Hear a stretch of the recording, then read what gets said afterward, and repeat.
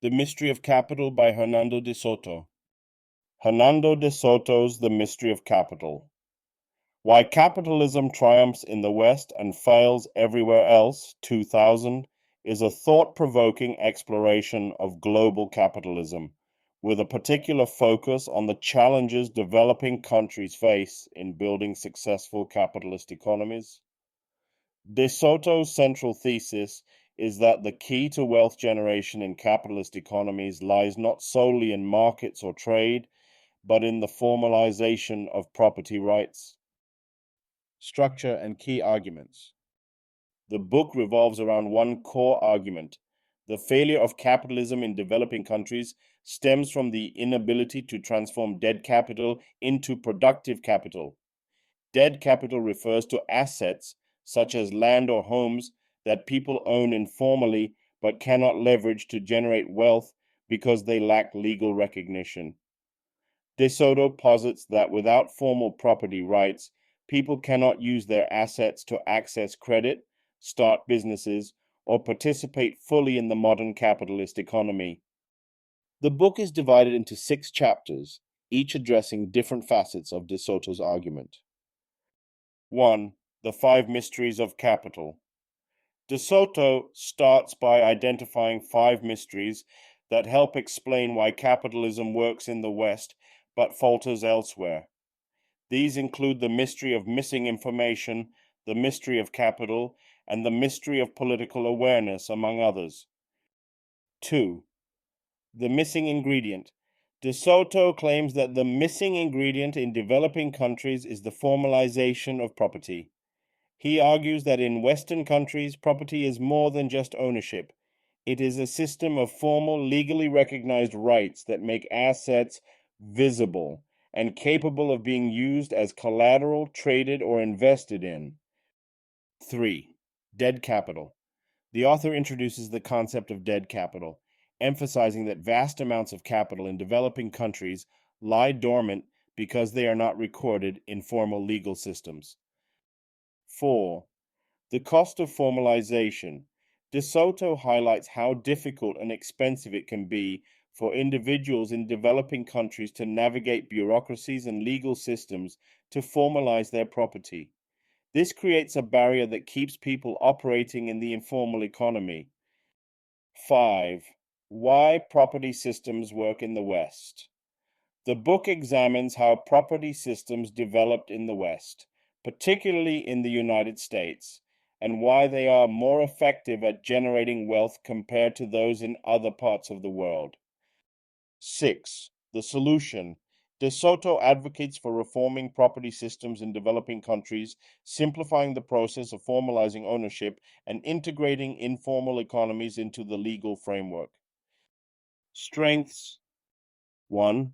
Clear and compelling thesis. De Soto's argument is both novel and persuasive. He focuses on an often overlooked aspect of capitalism, property rights, and convincingly explains how the lack of formalized property contributes to poverty and underdevelopment. His theory moves beyond traditional explanations, such as corruption or cultural differences, to offer a structural legal explanation for economic disparity. 2. Real-world examples. The book is grounded in extensive field research with case studies from countries like Peru, Egypt, and the Philippines. De Soto and his team examined how informal economies operate in these regions and provided concrete examples of how lack of formal property rights affects citizens. This empirical approach adds weight to his arguments. 3. Accessibility and relevance. The book is written in an accessible style, making complex economic theories understandable for a broad audience. Its relevance to policymakers, economists, and development experts has made it a significant work in debates on global poverty and economic reform. 4. Historical perspective. De Soto effectively draws parallels between the historical development of property rights in the West and the current challenges faced by developing countries. His analysis of U.S. history in particular helps readers understand how formal property systems can evolve and their importance for economic growth. Weaknesses. 1. simplification of complex issues.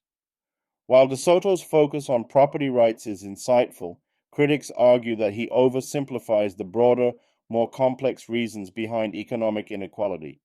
Issues such as corruption, poor governance, political instability, and lack of infrastructure are also significant factors in the failure of capitalism in many regions, but these receive less attention in his analysis.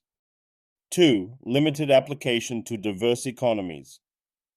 De Soto's argument is most compelling when applied to countries with significant informal economies, where a large portion of the population lacks formal property rights.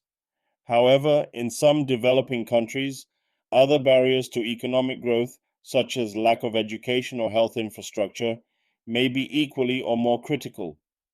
De Soto's narrow focus on property systems limits the scope of his solutions. 3. Lack of attention to global capitalist structures.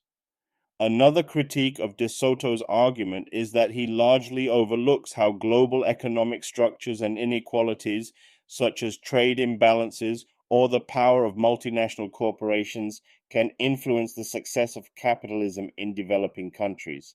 Some critics believe his analysis is too focused on domestic issues and does not fully address the impact of international forces. 4. Policy implementation challenges.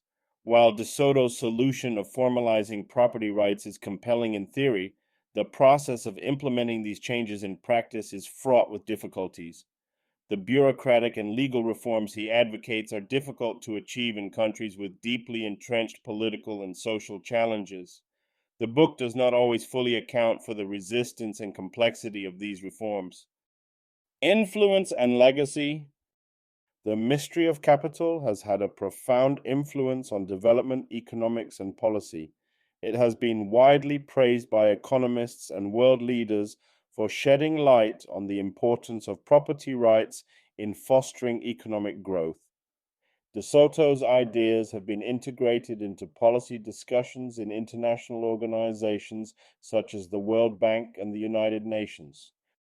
Despite its criticisms, the book remains a landmark work in understanding why capitalist systems have succeeded in some regions and not others. De Soto's emphasis on the need to formalize property systems continues to shape conversations about poverty reduction and economic development. Final thoughts. The Mystery of Capital by Hernando de Soto offers an insightful and original perspective on why capitalism works in the West but struggles to take root in many developing countries.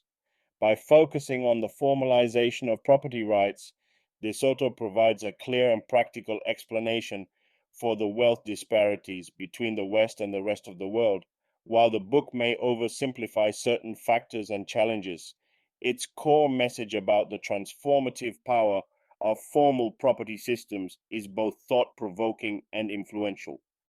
For anyone interested in economics, development, and policy reform, The Mystery of Capital is an essential read that challenges conventional thinking and offers a compelling solution to global poverty.